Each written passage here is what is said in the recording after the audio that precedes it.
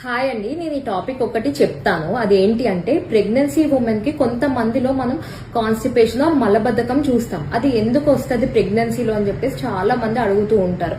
ఎందుకు అంటే ప్రెగ్నెన్సీ ఎప్పుడైతే స్టార్ట్ అవుతుందో కన్ఫర్మ్ అవుతుందో ఒక హార్మోన్ అనేది అయితే పెరుగుతూ ఉంటుంది, ప్రొజెస్ట్రాన్ అనే హార్మోన్. అది ప్రెగ్నెన్సీకి అంటే బేబీకి మంచిగా సపోర్ట్ ఇస్తూ ఉంటది అనమాట, ప్రెగ్నెన్సీ బాగా ముందుకెళ్ళటానికి.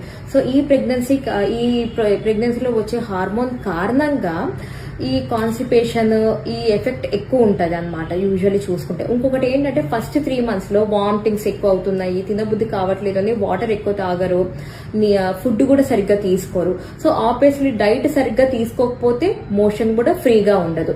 అండ్ నెక్స్ట్ వచ్చేసి కొంచెం 3వ నెల దాటిన తర్వాత ఐరన్ టాబ్లెట్స్ స్టార్ట్ చేస్తాం కదా మేము. కొంచెం ఐరన్ టాబ్లెట్స్ తీసుకునేటప్పుడు కూడా కాన్స్టిపేషన్ ఉంటది.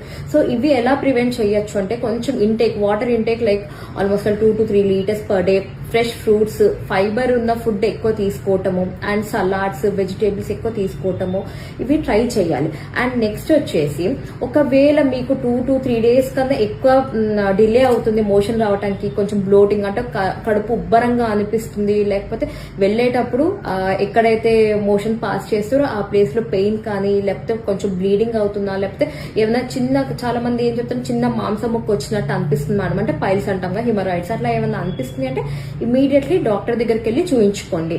అండ్ ఇవి ఏంటి అంటే ఇది వన్స్ ప్రెగ్నెన్సీ కొంచెం అడ్వాన్స్ అవుతున్న కొద్దీ కూడా కొంతమంది ఫేస్ చేస్తారు.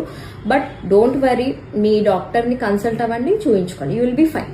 Thank you.